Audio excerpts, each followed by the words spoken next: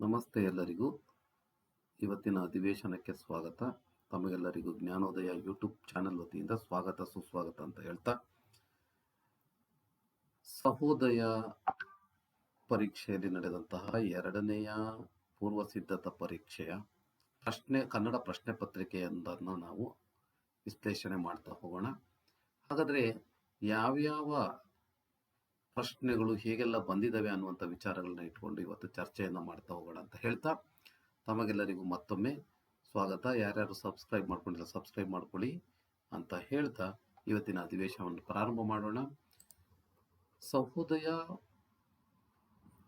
Bengaluru Sahodaya school complex association pre board examination 2 ಇದರ ಕನ್ನಡದ ಪ್ರಶ್ನೆ ಪತ್ರಿಕೆಯೊಂದನ್ನು CBSE ಕನ್ನಡದ ಪ್ರಶ್ನೆ ಪತ್ರಿಕೆಯನ್ನು ನಾವು ನೋಡ್ತಾ ಹೋಗೋಣ. ಮೊದಲನೇದಾಗಿ ಈ ಒಂದು ಪ್ರಶ್ನೆ ಪತ್ರಿಕೆಯಲ್ಲಿ ಅನ್ಸೀನ್ ಪ್ಯಾಸೇಜ್ ಅನ್ನು ನೀಡಲಾಗಿದೆ. 5 ಅಂಕದ ಅನ್ಸೀನ್ ಪ್ಯಾಸೇಜ್. ಇದು ಕೀರ್ತನೆ ಅಥವಾ ದಾಸ ಸಾಹಿತ್ಯದ ಕೆಲವು ವಿಶೇಷತೆಗಳನ್ನು ಇದರಲ್ಲಿ ಹೇಳಲಾಗಿದೆ. ಒಂದು ಇಲ್ಲಿ ಹೇಳೋದೇನು ಅಂತಂದ್ರೆ, ಯಾವುದೇ ಒಂದು ಪ್ಯಾರಾಗ್ರಾಫ್ ಅನ್ನು ಕೊಡುವಂತಹ ಸಂದರ್ಭದಲ್ಲಿ ಆದಷ್ಟು 2 ಅಥವಾ 3 ಪ್ಯಾರಾಗ್ರಾಫ್ಗಳಲ್ಲಿ ಇದ್ದರೆ ಮಗು ಓದುವಂತಹ ಸಂದರ್ಭದಲ್ಲಿ ಮಗು ಓದುವಾಗ ಅರ್ಥ ಗ್ರಹಿಸಿಕೊಳ್ಳಲು ಅದಕ್ಕೆ ಸಾಧ್ಯ ಆಗ್ತದೆ ಅಂತ. ಹೀಗೆ ದೀರ್ಘವಾದಂತಹ ಒಂದು ಪ್ಯಾರಾಗ್ರಾಫ್ ಅನ್ನು ಕೊಟ್ಟರೆ ಮಗುಗೆ ಅರ್ಥ ಗ್ರಹಣ ಮಾಡಿಕೊಳ್ಳಲು ಕಷ್ಟ ಆಗ್ತದೆ, ಅರ್ಥ ಗ್ರಹಿಕೆಗೆ ಕಷ್ಟ ಆಗ್ತದೆ. ಹಾಗಾಗಿ ಪ್ರಶ್ನೆ ಪತ್ರಿಕೆಯನ್ನ ತಯಾರಿ ಮಾಡುವಂತಹ ಯಾವುದೇ ಶಿಕ್ಷಕರಾಗಿರ್ಬೋದು, CBSE ಕೆಲವು ಪ್ರಶ್ನೆ ಪತ್ರಿಕೆ ತಯಾರಿಯನ್ನ ಹೇಗೆ ಮಾಡಬೇಕು ಅನ್ನುವಂಥದ್ದ ಒಂದು ಮಾರ್ಗದರ್ಶಿಯನ್ನ ನೀಡಿದೆ. ಸೊ ಆ ರೀತಿಯಲ್ಲೇ ನಾವು ಮಾಡುವಂಥದ್ದು ಒಳ್ಳೆಯದು ಅಂತ. ಇದಕ್ಕೆ ಹೆಚ್ಚಿನ ಒಂದು ವಿಷಯಗಳನ್ನು ನಾನು ಮುಂದಿನ ದಿನಗಳಲ್ಲಿ ಇದನ್ನು ಹಂಚಿಕೊಳ್ತೀನಿ. ಹೇಗೆ ಪ್ರಶ್ನೆ ಪತ್ರಿಕೆ ರಚನೆ ಮಾಡಬೇಕು ಮತ್ತು ಯಾವ ರೀತಿ CBSE ಬೋರ್ಡ್ ಹೇಳ್ತಾ ಇದೆ ಅನ್ನುವಂಥದ್ದನ್ನು ನಾನು ತಿಳಿಸ್ಕೊಡ್ತಾ ಹೋಗ್ತೀನಿ ಮುಂದಿನ ದಿನಗಳಲ್ಲಿ. ಆದರೆ ಈ ಒಂದು ಪ್ರಶ್ನೆ ಪತ್ರಿಕೆಯನ್ನು ನೋಡಿದಾಗ ಬಹಳ ದೀರ್ಘವಾದಂತಹ ಪ್ರಶ್ನೆ ಪತ್ರಿಕೆ ಇದೆ ಅನ್ನುವಂಥದ್ದು. ಬಹುಶಃ ಇದು ಎಷ್ಟು ವರ್ಡಲ್ಲಿದೆ ಅನ್ನುವಂಥದ್ದನ್ನು ನಾನು ಗಮನಿಸಿಲ್ಲ.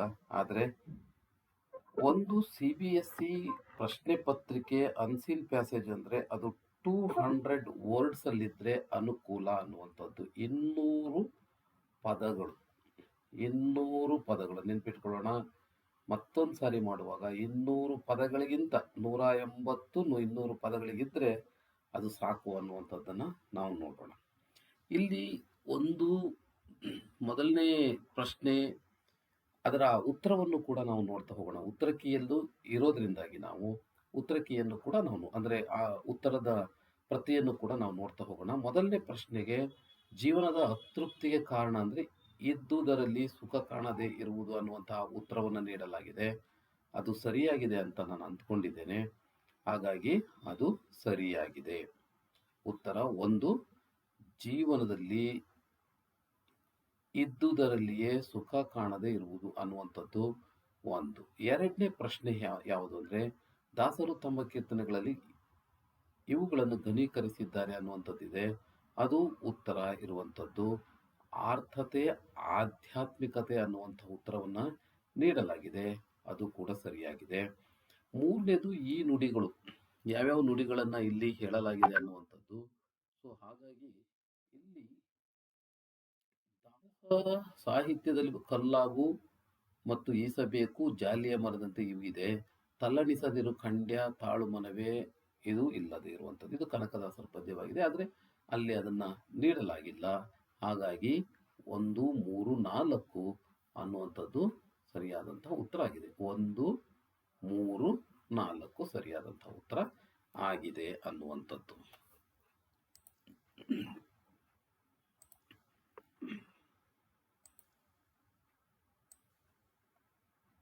ಓಕೆ, ಮುಂದಿನದನ್ನು ನಾವು ನೋಡ್ತಾ ಹೋಗೋದಾದ್ರೆ, ಘನಥಮಂದದ ಆಳದಲ್ಲಿ ಮುಳುಗೇಳುವ ಅನ್ನುವಂಥದ್ದು ಅವು ಯಾವುದು ಅಂತ ಇದೆ. ಅದು ಕೀರ್ತನೆಗಳು ಅನ್ನುವಂಥದ್ದು ಉತ್ತರ ಸರಿಯಾಗಿದೆ. ಆಮೇಲೆ ಇಲ್ಲಿ ಮೂರನೆಯದು ಇಲ್ಲಿ ರಾಜಕೀಯ ಚಿಂತನೆಗಳು ಅಂತಿದೆ. ಪದ್ಯದಲ್ಲಿ ಏನಂದ್ರೆ ಸಾಮಾಜಿಕ ಚಿಂತನೆಗಳು ಅನ್ನುವಂಥದ್ದು ಬಂದಿದೆ ಅನ್ನುವಂಥದ್ದನ್ನು ನಾವು ಗಮನಿಸಬಹುದಾಗಿದೆ. ಸಾಮಾಜಿಕ ಚಿಂತನೆಗಳು ಅನ್ನುವಂಥದ್ದು ಇರೋದ್ರಿಂದ ಸೊ ಅದು ರಾಜಕೀಯ ಚಿಂತನೆಗಳು ಅನ್ನುವಂಥದ್ದು ಆ, ಮೊದಲನೇ ಹೇಳಿಕೆ ತಪ್ಪಾಗಿರೋದ್ರಿಂದ ಎರಡನೇ ಹೇಳಿಕೆ ಸರಿಯಾಗಿದೆ ಅನ್ನುವಂಥದ್ದು ಸರಿಯಾದಂತಹ ಉತ್ತರ ಆಗಿದೆ. ಇನ್ನು ಮುಂದಿನ ಪ್ರಶ್ನೆ, ಹಾಗಾಗಿ ಇಲ್ಲಿ ನಾವು ಉತ್ತರವನ್ನು ನಾವು ನೋಡೋದಾದ್ರೆ ಇಲ್ಲಿ ಉತ್ತರವನ್ನು ನಾವು ನೋಡೋದಾದ್ರೆ ಎರಡನೇ ಹೇಳಿಕೆ ಮಾತ್ರ ಸರಿಯಾಗಿದೆ ಅನ್ನುವಂಥದ್ದು. ಇನ್ನು ಎರಡನೇ ಗದ್ಯ ಭಾಗವನ್ನು ನೋಡೋಣ. ಇದು ಸೋಲಿಗ ಜನಾಂಗದ ಬಗ್ಗೆ ಇರುವಂತಹ ಒಂದು ಮಾಹಿತಿಯನ್ನು ಇದು ನೀಡಿದೆ. ಇಲ್ಲಿ ಮೊದಲನೇ ಪ್ರಶ್ನೆ ಯಾವುದಂದ್ರೆ ನೀಲಗಿರಿ ಜೈವಿಕ ಮಂಡಲವು ಅದು ಯಾವುದನ್ನು ಒಳಗೊಂಡಿದೆ ಅನ್ನುವಂಥದ್ದಿದೆ. ಸೊ ಮೊದಲನೇ ಪ್ರಶ್ನೆಗೆ ಉತ್ತರವನ್ನು ನಾವು ನೋಡೋದಾದರೆ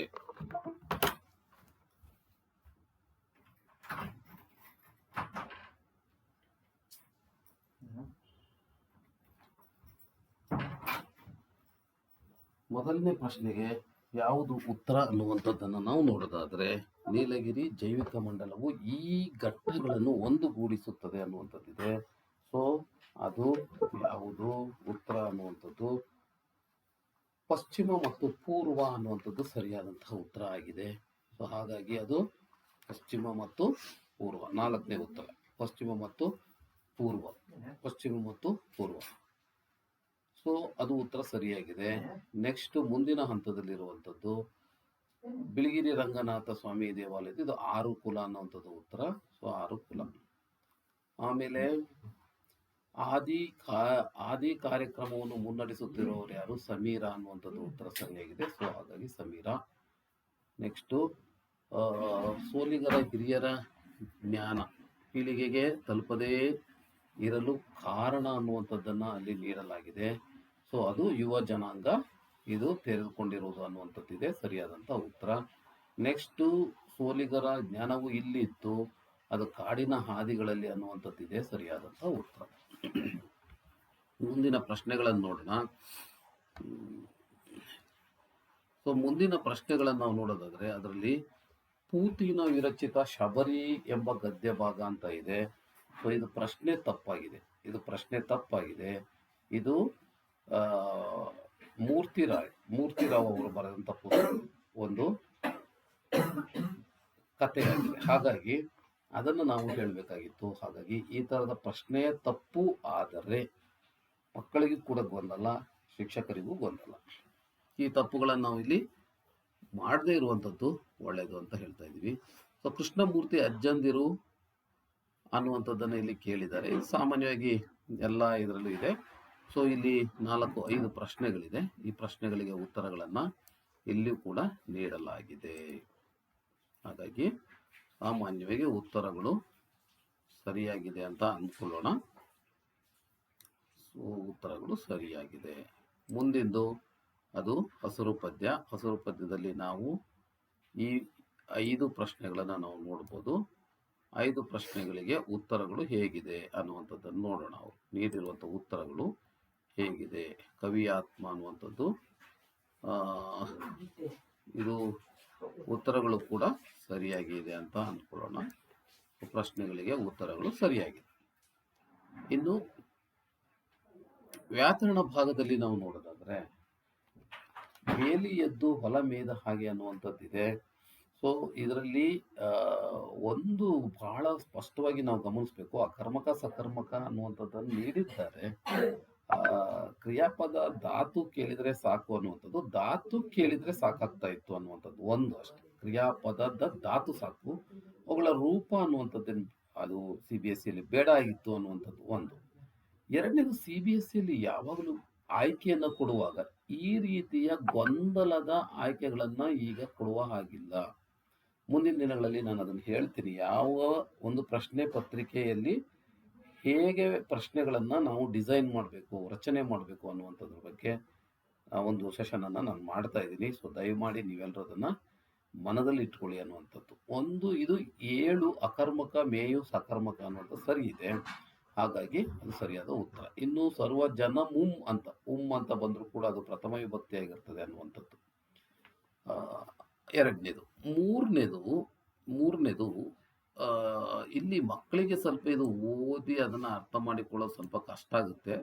ಸರಳವಾದಂತಹ ಪ್ರಶ್ನೆಗಳಿರಲಿ ಮತ್ತು ಸರಳವಾದಂತಹ ಮಕ್ಕಳು ಓದಿ ಅರ್ಥೈಸಿಕೊಳ್ಳುವಂತಿರಬೇಕು. ಯಾವುದೇ ಒಂದು ಪ್ಯಾರಾಗ್ರಾಫ್ ಇರ್ಬೋದು, ಮಕ್ಕಳು ಓದಿ ಅರ್ಥೈಸಿಕೊಳ್ಳುವಂತಿರಬೇಕು. ಅರ್ಥಗ್ರಹಿಕೆ ಅಂದ್ರೆ ಹಾಗೇನೆ. ಮಗು ಓದಿದ ತಕ್ಷಣ ಅರ್ಥ ಆಗಬೇಕು. ಅರ್ಥ ಆಗಲಿಲ್ಲ ಅಂತಂದ್ರೆ ಅದು ತುಂಬ ಕಷ್ಟ ಆಗುತ್ತೆ. ಹಾಗಾಗಿ ಮಗು ಓದಿ ಅರ್ಥೈಸಿಕೊಳ್ಳುವಂತಿರಬೇಕು. ಇನ್ನೊಂದು ಇಲ್ಲಿ ಮುಕ್ಕಣ್ಣ ಅಂತ ಕೇಳಿದರೆ, ತಿಂದ ಕೂಳು ಅಂತ ಕೇಳಿದರೆ, ಒಂದು ಬಹುವ್ರೀಹಿ ಸಮಾಸದ ಪದ ಬಂದಿದೆ, ಇನ್ನೊಂದು ಗಮಕ ಸಮಾಸದ ಪದವನ್ನು ಇಲ್ಲಿ ಕೇಳಲಾಗಿದೆ. ಸೊ ಇದು ಸ್ವಲ್ಪ ಮಟ್ಟಿಗೆ ಗೊಂದಲ ಇದೆ ಅನ್ನುವಂಥದ್ದು. ಆದರೆ ಇಲ್ಲಿ ಗುಂಪಿಗೆ ಸೇರದೇ ಇರುವಂಥದ್ದು ಯಾವುದು ಅಂತಂದ್ರೆ ಅದು ತೇರು ಮರ ಮತ್ತು ತೇರು ಮರ, ಹಗಲುಗನಸು, ಉತ್ತಮ ಉತ್ತಮರಲ್ಲಿ ಉತ್ತಮ, ತೇರಿಗೆ ಮರ, ಹಗಲಿನಲ್ಲಿ ಕನಸು, ಇನಿದು ಸರ, ಪೀತವಾದ ವಸ್ತ್ರ, ಇಮ್ಮಾವು. ಸೊ ಇವೆರಡು ಒಂದು ತತ್ಪುರುಷ ಸಮಾಸವಾಗಿದೆ. ಇದು ತತ್ಪುರುಷ ಸಮಾಸದ ಗುಂಪು, ಇದು ಕರ್ಮಧಾರೆಯ ಸಮಾಸದ ಗುಂಪು ಆಗಿದೆ. ಸರಿಯಾದಂತಹ ಉತ್ತರ 2, 2, 4. 2, 4 ಸರಿಯಾಗಿದೆ. ಆದ್ರೆ ಇಲ್ಲಿ ಗೊಂದಲ ಇದೆ. ಗೊಂದಲವನ್ನ ಹೇಗೆ ಅವ್ರು ಮಾಡಿದ್ದಾರೆ ಅಂತ ಗೊತ್ತಿಲ್ಲ. ಸೊ 2, 4 ಆ ಅಂತ ಕೊಟ್ಟಿದ್ದಾರೆ. ಹಾಗಾದ್ರೆ ವಾಟ್ ಅಬೌಟ್ ಡಿ ಅಂತ ಬರುತ್ತೆ. ಮತ್ತೆ ಡಿ ಏನು ಅಂದ್ರೆ ಇ ಅನ್ನುವಂಥದ್ದು ಏನು ಅನ್ನುವಂಥದ್ದು ಪ್ರಶ್ನೆ ಬರುತ್ತೆ. 2 ಉತ್ತರಗಳನ್ನು ಕೊಡಲಾಗಿದೆ ಇಲ್ಲಿ, 2, 2, 4, 2, 4 ಅಂತ. ಸೊ ಅದು ಒಂದು ಮಕ್ಕಳಿಗೆ ಅಡ್ವಾಂಟೇಜ್ ಅಂತ ಹೇಳ್ಬೋದು. ಇದು ಅಡ್ವಾಂಟೇಜ್ ಮಕ್ಕಳಿಗೆ. ಅದು ಪ್ರಶ್ನೆ ಪತ್ರಿಕೆಯ ರಚನೆಯ ದೋಷ ಅಂತಲೂ ಹೇಳ್ಬೋದು. 2 ಕೂಡ ಹೌದು. ಇನ್ನು ಇದು ಅವರ ಅನ್ನೋದಕ್ಕಿಂತ ಅವರು ಅಂತ ಕೇಳಿದ್ರೆ ಚೆನ್ನಾಗಿರ್ತಿತ್ತು ಅಂತ ನಾನು ಅಂದ್ಕೊಂಡಿದ್ದೀನಿ. ಅವರು, ಯಾಕಂದ್ರೆ ಸರ್ವನಾಮ ಪದ ಸರಿ ಇದೆ, ಆದರೆ ಅವರು ಅನ್ನೋದು ಪರ್ಟಿಕ್ಯುಲರ್ ಆಗಿ ಕೇಳಿದ್ರೆ ಚೆನ್ನಾಗಿರ್ತಾ ಇತ್ತು. ಸೊ ಅದು ಪ್ರಥಮ ವಿಭಕ್ತಿ ಸರಿಯಾದಂತ ಉತ್ತರ ಆಗಿದೆ. ಅದು ಕೂಡ ಅಲ್ಲಿ ಅದನ್ನೇ ಕೇಳಿದ್ದಾರೆ ಅಂತ ಅಂದ್ಕೊಂಡಿದ್ದೀನಿ. ಪ್ರಥಮ ಅಂತ ಸರಿಯಾಗಿದೆ, ಪ್ರಥಮ ಅನ್ನುವಂಥದ್ದು. ಮುಂದಿನ ಪ್ರಶ್ನೆಯನ್ನು ನೋಡಿದ್ರೆ ಇದು ಬೆಮರ್ ಪನಿ ಅನ್ನುವಂಥದ್ದು ಅದು ಆದೇಶ ಸಂಧಿಯಾಗಿದೆ. ಸರಿಯಾದಂಥ ಉತ್ತರ ವಧುಪೇತ ಸವಡದಿರುವ ಸಂಧಿ, ವಧ್ವಾಭರಣ ಎಂಡ್ ಸಂಧಿ, ಗೋವನ್ನು ಆಗಮ ಸಂಧಿ. ಸೊ ಆಪ್ಷನ್ ಈಸ್ ಆ ಅನ್ನುವಂಥದ್ದು ಸರಿಯಾಗಿದೆ. ಹಾಗಾಗಿ ಆ ಅನ್ನುವಂಥದ್ದು ಸರಿಯಾದ ಉತ್ತರ ಸರಿಯಾಗಿದೆ. ನೆಕ್ಸ್ಟ್ ವಾಸಿ ಪದದ ಅರ್ಥ ಪ್ರತಿಜ್ಞೆ, ಅದು ಸರಿಯಾಗಿದೆ. ಇನ್ನು ಹಿಂಬದಿಯಲ್ಲಿ ಆಶ್ರಮದ ಸಿದ್ಧರು ಅಲಂಕರಿಸಿದವು ಇನ್ನು ಬಾಡದಿದೆ. ಸೊ ಇದು ಒಂದು ದಿಗ್ವಾಚಕ, ಇನ್ನೊಂದು ರೂಢನಾಮ ಪದ ಬಂದಿದೆ. ಸೊ ಹಾಗಾಗಿ ಉತ್ತರವನ್ನು ನಾವಿಲ್ಲಿ ನೋಡಬಹುದಾಗಿದೆ ಅನ್ನುವಂಥದ್ದು. ಮತ್ತೊಂದು ಇಲ್ಲಿ ನೋಡಿ, ಇದು ಈ ಥರದ ಗೊಂದಲವಾದಂತಹ ಪ್ರಶ್ನೆಗಳು ಇಲ್ಲದೆ ಇರೋದು ಒಳ್ಳೆಯದು. ತತ್ಸಮ ತದ್ಭವಗಳಲ್ಲಿ ಸರಿಯಾದ ರೂಪ ಇದಾಗಿದೆ ಅಂತ. ಆದರೆ ತತ್ಸಮ ಮೊದಲಿಗೆ ಬಂದಿರುವಂಥದ್ದು ಅಂದರೆ ದ್ವಿತೀಯ, ಉದ್ಯೋಗ, ಪಾದುಕ, ಈ 3 ಬಂದಿದ್ದಾವೆ. ಅದನ್ನು ನಾವು ನೋಡೋದಾದ್ರೆ 1, 2, 1, 2, 4 ಸರಿಯಾಗಿದೆ. ಆದರೆ ಬಗ್ಗ ವ್ಯಾಘ್ರ ಅನ್ನೋಂಥದ್ದು ಕೂಡ ಅಲ್ಲಿ ತದ್ಭವ ಮತ್ತು ತತ್ಸಮ ಬಂದಿರೋದ್ರಿಂದ ಸ್ವಲ್ಪ ಮಟ್ಟಿಗೆ ಅದು ಗೊಂದಲ ಇದೆ. ಆದರೆ ಸ್ವಲ್ಪ ಈ ಥರದ ಅಂದ್ರೆ ಗೊಂದಲ ಏನಿಲ್ಲ, ಆದರೆ ಗೊಂದಲ ಮಕ್ಕಳಿಗೆ ಆಗ್ಬೋದು. ಆ ಕಾರಣಕ್ಕಾಗಿ ಸ್ವಲ್ಪ ಈ ಥರದ ಪ್ರಶ್ನೆಗಳನ್ನು ಅಲ್ಲಿ ಏನು ಹೇಳ್ತಾ ಇದ್ದಾರೆ CBSE ಅಂದರೆ ಪ್ರಾಪರ್ ಪ್ರಶ್ನೆಗಳನ್ನು ಕೇಳಬೇಕು ಅನ್ನುವಂಥದ್ದು ಇದೆ. ಇನ್ನು 9ನೇದು ಕಟ್ಟ ಕಡೆ ಅನ್ನುವಂಥದ್ದು, ಇಲ್ಲಿ ಅದನ್ನೇ ಆನ್ಸರ್ ಕೊಟ್ಟಿದ್ದಾರೆ ಅಂತ ಅಂದ್ಕೊಂಡಿದ್ದೀನಿ, ಸರಿಯಾಗಿದೆ. ಇನ್ನು ಕಟ್ಟ ಕಡೆ ಅನ್ನುವಂಥದ್ದು 9ನೇ ಸರಿಯಾಗಿದೆ. ಇನ್ನು ಉಬ್ಬು ಹುಬ್ಬು, ಭ್ರುಕುಟಿ, ದಿನ್ನೆ, ಭ್ರುಕುಟಿ ಅನ್ನುವಂಥದ್ದು ಉತ್ತರ. ಭ್ರುಕುಟಿ ಸ್ವಲ್ಪ ಮಕ್ಕಳಿಗೆ ಅರ್ಥ ಆಗದೆ ಇರ್ಬೋದು. ಹಣೆಯ ಆ ಭಾಗ ಅನ್ನುವಂಥದ್ದು. ನೆಕ್ಸ್ಟ್ ಮುಂದಿನ ಪ್ರಶ್ನೆಯನ್ನು ನೋಡೋಣ. ನೋಡಿ, ಈ ಥರದ್ದು ಸರಳವಾದಂಥ ವಾಕ್ಯ ಇರಲಿ ಅನ್ನುವಂಥದ್ದನ್ನು CBSE ಪೋರ್ಷನ್ಸ್ ಅಲ್ಲಿ ಹೇಳಿದೆ. CBSE ಪೋರ್ಷನ್ಸ್ ಅನ್ನ ಹೇಳಿದೆ ಸರಳವಾದ ವಾಕ್ಯಗಳನ್ನು ನೀಡುವುದು ಅಂತ. ಆದರೆ ಅದನ್ನು ಗಮನಿಸೇ ಇಲ್ಲ ಇವರು ಅಂತ ಅಂದ್ಕೊಂಡಿದ್ದೇನೆ. ದಯಮಾಡಿ ಗಮನಿಸಿದರೆ ಒಳ್ಳೆಯದು. ಇಲ್ಲಿ ತಾವು ಈ ಮಟ್ಟಿಗೆ ಬಹುದೊಡ್ಡ ರೀತಿಯಲ್ಲಿ ಹೊರತಾಗಿದ್ದೀರಿ ಅಂತಿದೆ. ವರ್ತಮಾನ ಕಾಲದಲ್ಲಿ ಏನು ನೀಡಿದ್ದಾರೆ ಅನ್ನುವಂಥದ್ದನ್ನು ನೋಡೋದಾದ್ರೆ ಇಲ್ಲಿ ಹೊರತಾಗುವಿರಿ ಅಂತ ನೀಡಿದ್ದಾರೆ. ಇದು ತಪ್ಪಾಗಿದೆ. ಇದು ಭವಿಷ್ಯತ್ ಕಾಲದಲ್ಲಿ ಆದ್ರೆ ಹೊರತಾಗುವಿರಿ ಅಂತ ಆಗುತ್ತೆ. ಇದು ಭವಿಷ್ಯತ್ ಕಾಲ. ಉತ್ತರ ಆನ್ಸರ್ ಕೀಯಲ್ಲಿ ತಪ್ಪಿದೆ. ಹೊರತಾಗುತ್ತೀರಿ ಅಂತ ಆಗ್ಬೇಕಾಗಿತ್ತು. ಸರಿಯಾದ ಉತ್ತರ ಹೊರತಾಗುತ್ತೀರಿ ಅಂತ ಆಗ್ಬೇಕಾಗಿತ್ತು. ಹೊರತಾಗುವಿರಿ ಅಂತ ಆಗಿದೆ. ಸೊ ಅದು ತಪ್ಪಿದೆ. ಉತ್ತರ ಕೊಟ್ಟಿದ್ದೇ ತಪ್ಪಿದೆ. ನೆಕ್ಸ್ಟು ಆ, ನನ್ನ ಮಗಳು ಸುಂದರಿಗಾಗಿ ಪುಷ್ಪವನದ ಗುಲಾಬಿಗಳನ್ನು ಕಿತ್ತಳು ಅಂತ ಇದೆ. ಇದನ್ನು ಕರ್ಮಣಿ ವಾಕ್ಯದಲ್ಲಿ ಪರಿವರ್ತಿಸಿ ಬರೆಯಿರಿ ಅನ್ನುವಂಥದ್ದನ್ನು ಇಲ್ಲಿ ನೀಡಲಾಗಿದೆ. ನನ್ನ ಮಗಳಿಂದ ಸುಂದರಿಗಾಗಿ ಪುಷ್ಪವನದ ಗುಲಾಬಿಗಳು ಕೀಳಲ್ಪಟ್ಟವು ಅಂತ ಕರೆಕ್ಟ್ ಆಗಿದೆ ಇದು. ಇನ್ನೊಂದು ಸುಂದರಿಗಾಗಿ ಪುಷ್ಪವನದ ಗುಲಾಬಿಗಳು ನನ್ನ ಮಗಳಿಂದ ಕೀಳಲ್ಪಟ್ಟವು ಅನ್ನುವಂಥದ್ದು ಕೂಡ ಅದು ಕೂಡ ಸರಿಯಾಗಿದೆ. ಮೊನ್ನೆ ನಾನು ಚರ್ಚೆ ಮಾಡುತ್ತಿರುವಂತಹ ಸಂದರ್ಭದಲ್ಲಿ ಶಿಕ್ಷಕರೊಂದಿಗೆ ಚರ್ಚೆ ಮಾಡುವಾಗ ಇನ್ನೊಂದು ರೀತಿಯ ಉತ್ತರ ಬಂತು. ಅದು ಹೇಗಿತ್ತು ಅನ್ನುವಂಥದ್ದನ್ನು ಸ್ವಲ್ಪ ಗಮನದಲ್ಲಿ ಇಟ್ಕೊಂಡು ನಾವು ಸುಮ್ಮನೆ ನೋಡೋಣ ಅದನ್ನ. ನನ್ನ ಮಗಳ ಏನು ಇಲ್ಲಿ ನನ್ನ ಮಗಳು ಸುಂದರಿಗಾಗಿ ಅಂತ ಇದೆ ನೋಡಿ. ನನ್ನ ಮಗಳು ನನ್ನ ಮಗಳು ಸುಂದರಿಗಾಗಿ ಈ ತರ ನೋಡಿ. ಅದು ಈ ಸುಂದರಿಗಾಗಿ ಆ ಪುಷ್ಪವನದ ಗುಲಾಬಿ ಹೂಗಳು ಕೀಳಲ್ಪಟ್ಟವು. ಪುಷ್ಪವನದ ಗುಲಾಬಿಗಳು ಕೀಳಲ್ಪಟ್ಟವು ನೋಡಿ. ಈ ತರ ಅರ್ಥ ಆಗುವ ಆದ್ರೂ ಕೂಡ ಆಗೋಗುತ್ತದೆ. ನನ್ನ ಮಗಳು ಸುಂದರಿಗಾಗಿ ಪುಷ್ಪವನದ ಗುಲಾಬಿಗಳು ಕೀಳಲ್ಪಟ್ಟವು ಅಂತ ಈ ತರದಲ್ಲಿ ಸ್ವಲ್ಪ ಆ ತರದ ಅರ್ಥೈಸಿಕೊಂಡು ಕೂಡ ಅದನ್ನ ಮಾಡಬಹುದಾಗಿದೆ ಅನ್ನುವಂಥದ್ದು. ಆದ್ರೆ ಹೀಗೆ ಅಂತಾನು ಹೇಳಲಿಕ್ಕಾಗಲ್ಲ. ಅರ್ಥ ಕರೆಕ್ಟ್ ಆಗಿದೆ. ನನ್ನ ಮಗಳು ಸುಂದರಿಗಾಗಿ ಅಂತ ಅರ್ಥ ಮಾಡ್ಕೊಂಡ್ರೆ ಹಂಗೆ ಬಂದ್ಬಿಡುತ್ತೆ ನೋಡಿ. ಈ ತರದ ಒಂದು ಅರ್ಥವನ್ನು ನಾವು ಇಲ್ಲಿ ನೋಡ್ಬೋದಾಗಿದೆ ಅನ್ನೋದು. ಆದ್ರೆ ಇದು ಸರಿ ಇದೆ, ಉತ್ತರ ಸರಿ ಇದೆ ಆಗ್ಬೋದು. ಮುಂದಿನ ಇದನ್ನು ನಾವು ನೋಡೋದಾದ್ರೆ ರೂಪಿನಂತೆ ಮಾತು ಕೂಡ ಎನಿತುದಾರವಾಗಿದೆ ಅಂತ. ಎನಿತುದಾರವಾದೀತು ಅನ್ನುವಂಥ ಉತ್ತರವನ್ನ ನೀಡಲಾಗಿದೆ. ಸರಿಯಾಗಿದೆ ಅಂತ ಅಂದ್ಕೊಂಡಿದ್ದೀವಿ. ಸ್ವಲ್ಪ ಮಗುವಿನ ದೃಷ್ಟಿಕೋನದಲ್ಲಿ ಸ್ವಲ್ಪ ಕಷ್ಟ, ಸರಳವಾಗಿರ್ಲಿ ಅನ್ನುವಂಥದ್ದನ್ನು ನಾವು ಹೇಳ್ತಾ ಇದ್ದೀವಿ. ಈ ಕೆಳಗಿನ ಗಾದೆ ಮಾತನ್ನು ವಿಸ್ತರಿಸಿ ಬರೀರಿ. ಹಾಳಾಗಬಲ್ಲವನು ಅರಸಾಗಬಲ್ಲ, ಅಲ್ಪರ ಸಂಘ ಅಭಿಮಾನ ಭಂಗ. ಸೊ ಅದು ಕಷ್ಟಪಟ್ಟು ದುಡಿಯುವುದು ಅಂತ ಒಂದಾದ್ರೆ, ಎರಡನೇದು ಯಾರು ಸೇವಕನಂತೆ ಕೆಲಸವನ್ನು ಮಾಡ್ಕೊಂಡು ಹೋಗಿರ್ತಾನೆ ಅರಸನಾದಾಗಲೂ ಕೂಡ ಅವನು ಹಾಗೆಯೇ ಉತ್ತಮವಾದಂತಹ ಜೀವನವನ್ನ, ಅವನಿಗೆ ಜೀವನದ ಅನುಭವಗಳಿರೋದ್ರಿಂದಾಗಿ ಒಳ್ಳೆ ಜೀವನವನ್ನು ಮಾಡಲಿಕ್ಕೆ ಸಾಧ್ಯ ಆಗುತ್ತೆ ಅನ್ನುವಂಥದ್ದು. ಅರಸನಾಗಿಯೂ ಕೂಡ ಒಳ್ಳೆ ಜೀವನವನ್ನು ಮಾಡಬಹುದು ಅನ್ನುವಂಥದ್ದು. ಮತ್ತೆ ಅರಸನಂತೆ ಕೂತು ಊಟ ಮಾಡ್ಬೋದು ಅನ್ನುವಂಥದ್ದು.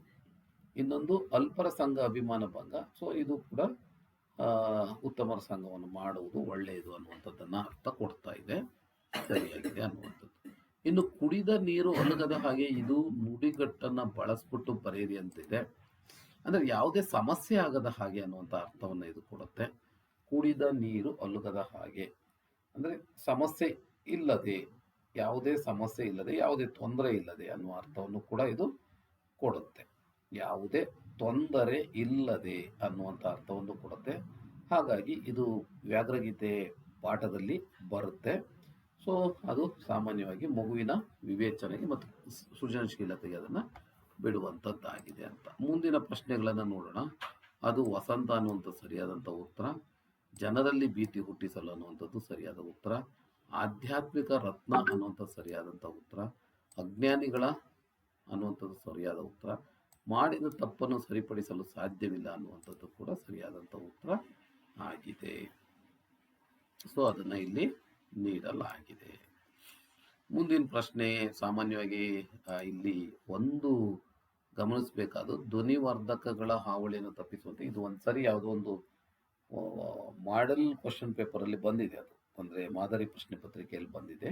ಸೊ ಅದನ್ನು ಇಟ್ಟಿದ್ದಾರೆ. ಆರಕ್ಷಕ ಅನ್ನುವಂಥದ್ದು ಮಕ್ಕಳಿಗೆ ಸ್ವಲ್ಪ ಕಷ್ಟದ ಪದ ಆಗಿದೆ. ಆದರೆ ಅದನ್ನ ಸ್ವಲ್ಪ ಹೇಳ್ತಾ ಹೋದ್ರೆ ಅನುಕೂಲ ಆಗ್ಬೋದು. ಇಲ್ಲಿ ರಾಷ್ಟ್ರೋತ್ಥಾನ ವಿದ್ಯಾಪರಿಷತ್ತಿನಲ್ಲಿ ಸಂಯೋಜನಾಧಿಕಾರಿಗಳ ಹುದ್ದೆಗಾಗಿ ಅರ್ಜಿಯನ್ನು ಕರೆಯಲಾಗಿದೆ. ಸೊ ಅನ್ನುವಂಥ ಒಂದು ಮಾಹಿತಿಯನ್ನು ನೀಡಿದ್ದಾರೆ. ಅದು ಆಗ್ಬೋದು. ಇನ್ನು ಈ ಶಾಲೆಯಲ್ಲಿ ನಿಮ್ಮ ಶಾಲೆಯಲ್ಲಿ ಜರುಗಿದ ಪ್ರಾಣಿಗಳ ಹಕ್ಕುಗಳು ಕಲ್ಯಾಣ ಕಾರ್ಯಗಳ ಜಾಗೃತಿ ಕಾರ್ಯಕ್ರಮವನ್ನು ಕುರಿತು ಒಂದು ವರದಿ ಸಿದ್ಧಪಡಿಸಿ. ಮಗುವಿನ ದೃಷ್ಟಿಕೋನದಲ್ಲಿ ಸ್ವಲ್ಪ ಕಷ್ಟದ್ದಿದೆ. ಇದು ಸ್ವಲ್ಪ ಸರಳೀಕರಣಗೊಳಿಸಿ ಕೊಡೋದು ಬಹಳ ಒಳ್ಳೆಯದು ಅಂತ ನಾನು ಅಂದ್ಕೊಂಡಿದ್ದೀನಿ. ಸೊ ಅದಕ್ಕೋಸ್ಕರವಾಗಿ ಇನ್ನು ಪ್ರಬಂಧದಲ್ಲಿ ಏನು ಸಮಸ್ಯೆ ಇಲ್ಲ. ಅಂದರೆ ಒಂದು ಮಹಿಳೆಯರ ಬಗ್ಗೆ ಮತ್ತು ಪ್ರಾಚ್ಯ ವಸ್ತು ಭಾರತೀಯ ರಕ್ಷಣಾ ಪಡೆ ಈ ಥರದಲ್ಲಿರೋದ್ರಿಂದ ಆಗ್ಬೋದು. ಇನ್ನು ಪ್ರಶ್ನೆಯಲ್ಲಿ ಅಂಥ ಸಮಸ್ಯೆಗಳು ಏನು ಕಂಡು ಬಂದಿಲ್ಲ ಅನ್ನುವಂಥದ್ದನ್ನು ನಾವಿಲ್ಲಿ ಗಮನಿಸ್ಬೋದಾಗಿದೆ. ಸೊ ಹಾಗಾಗಿ ಪ್ರಶ್ನೆಗಳಿಗೆ ಉತ್ತರಗಳನ್ನು ಕೂಡ ಅವರು ನೀಡಿದ್ದಾರೆ. ಸೊ ಹಾಗಾಗಿ ಆ ಪ್ರಶ್ನೆಯ ಉತ್ತರಗಳನ್ನು ಕೂಡ ನಾವು ಗಮನಿಸಬಹುದಾಗಿದೆ.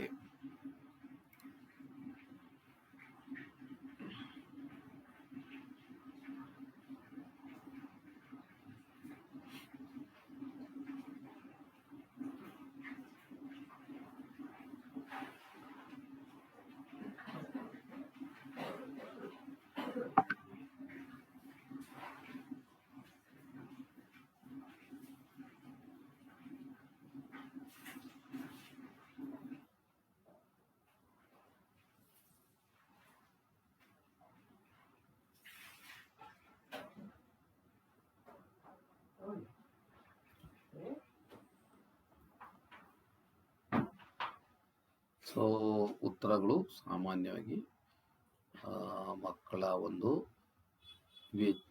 ಸೃಜನಶೀಲತೆಗೆ ಬಿಟ್ಟಿರುವಂಥದ್ದಾಗಿದೆ ಅಂತ ಹೇಳ್ತಾ, ಸೊ ಒಂದೇನು ಅಂದರೆ ಕನ್ನಡ ಪ್ರಶ್ನೆ ಪತ್ರಿಕೆಯನ್ನು ರಚಿಸುವಂತಹ ಸಂದರ್ಭದಲ್ಲಿ ಇನ್ನು ಮುಂದಿನ ದಿನಗಳಲ್ಲಿ ಕಠಿಣತೆ ಸುಲಭತೆ ಈ ಥರದ್ದೆಲ್ಲ ಇರೋದಿಲ್ಲ.